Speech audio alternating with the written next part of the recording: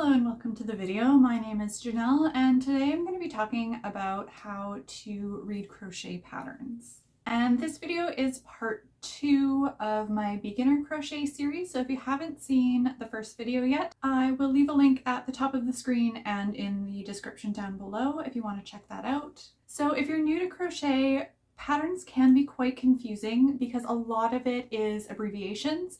So if you're not familiar with what those abbreviations mean, it can take a bit of time to figure everything out. So I'm going to walk you through all of the elements of a typical crochet pattern so that you have a better idea of what to expect. So before you even get to the pattern itself, there will be a few sections giving you some additional information that you need to know before you start making your project. And that will typically include a list of materials. So it'll let you know the type of yarn that you're supposed to use. And it'll either give you a specific brand, type, and color of yarn, or it might just give you a specific weight and or fiber content. So for example, just using a yarn that I happen to have, it might say Bernat Softy Chunky in the color pumpkin, or it might just say acrylic yarn in a super bulky weight and an orange color, and then it's up to you to find something that fits that description.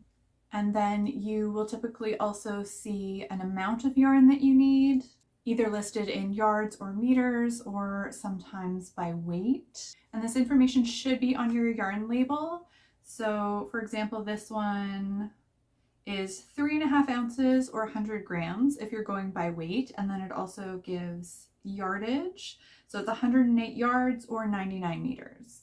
And then depending on what the measurements are on your pattern, that'll help you figure out how many balls of yarn you need.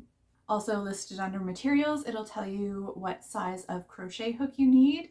And for some patterns, you might need more than one size, so pay attention to that. So aside from your yarn and your hook, it'll probably list other supplies that you need as well. Typical things would be stitch markers or a yarn needle, measuring tape, scissors, and then any other possible accessories that go along with the project. And then somewhere near the beginning of the pattern, might not be specifically in the materials section, the pattern should list specific finished dimensions of your project, especially if it's a garment that has different sizes within the pattern. And it's a good idea to do a swatch before you start into a large project, just so that you know that the project is going to turn out the size that you want it to be. So if you crochet a swatch with the weight of yarn that the pattern calls for and the size of hook that it calls for, and the dimensions of your swatch don't match what the pattern says, you might have to adjust your hook size, either up or down depending on the size of your swatch. Or you might try adjusting your tension too. I know that I tend to crochet fairly tightly, so I have to kind of consciously stitch looser if I'm making a project where size actually matters. For example, right now I am crocheting a sweater, which you will see in a future video.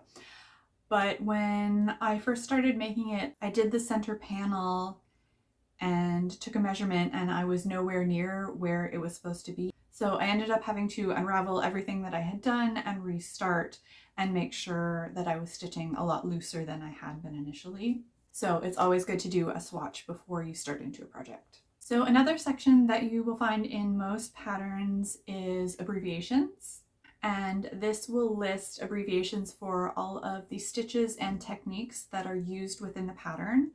And abbreviations are fairly standardized. Some designers might use slightly different variations, but for the most part, they're not going to change too much between patterns. So just to give you a rundown of some of the more common abbreviations, and I'll refer back to my previous video in this series talking about basic crochet stitches. So the basic stitches are chain, which is abbreviated as CH. Single crochet is SC.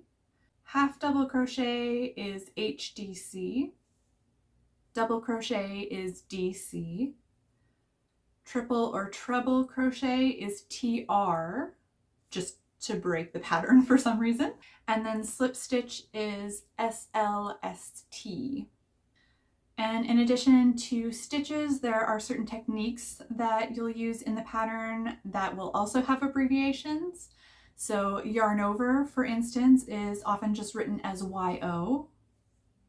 And then if there's a section in the pattern where you're stitching through either front loops only or back loops only, that'll be FLO or BLO.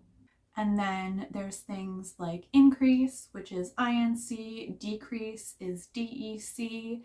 If there's a section of the pattern that you're repeating, repeat is usually just written as REP, and so on and so forth.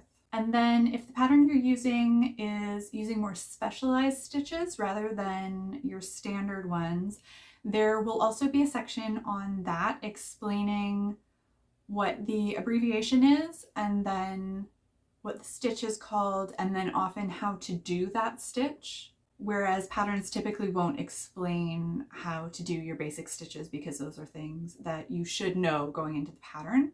One thing to be aware of in regard to stitches is that there are different types of terminology that are used. So there are US terms and there are UK terms, and some of these terms overlap.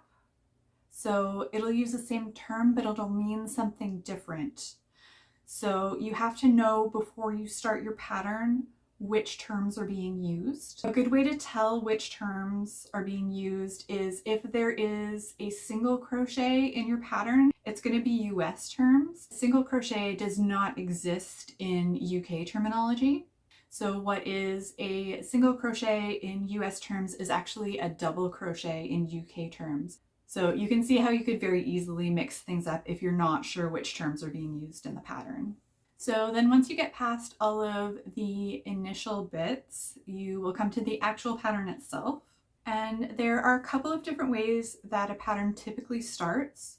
Your project will either be worked in rounds or in rows. So if it's worked in the round, it means that you're going to be working in circles. So you're going to be stitching around. And if your project is done in rows, it means you're going to just be working back and forth and turning your project between each row.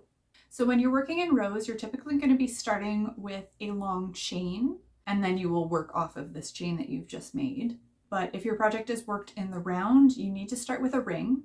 And there are a couple different ways to do that. So you can either use the magic ring technique, which is pretty versatile because you can tighten it all the way and allows you to work as many stitches as you need to into it. But typically for more beginner projects, you'll start with a chain and then join the two ends of the chain together to make a ring and then work out of that, which means that you typically will have a hole in the middle of your project because it's not an adjustable ring, as opposed to the magic circle technique. So your rows and your rounds will typically be written out in the abbreviations that are outlined earlier in the pattern.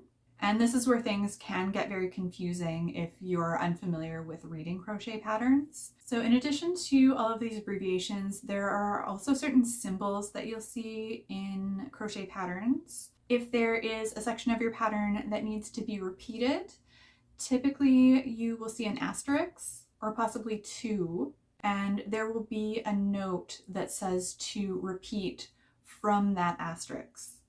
Sometimes you will also be working multiple stitches into a stitch from the previous row, and in that case it's often written within round brackets. And then in order to keep track of your stitches and to make sure that you have the correct amount, the number of stitches per row should be listed at the end of that row in the pattern in square brackets. So make sure that you're regularly counting how many stitches you have just to make sure that you're on track. And then within your pattern, there may be additional written instructions explaining how to do certain techniques or letting you know if you need to stitch certain pieces together, things like that. And then the last thing that I wanted to mention in regards to patterns is that they will often have a difficulty rating. So do make sure that you're paying attention to that before you get started on a project to ensure that the pattern matches your skill level. Not to say that you can't challenge yourself by doing something that's a little more difficult, but I would say in general, it's best to work up to more difficult projects and start with things that are easier so that you don't get frustrated. So that's all I have for you today. I hope you found this helpful.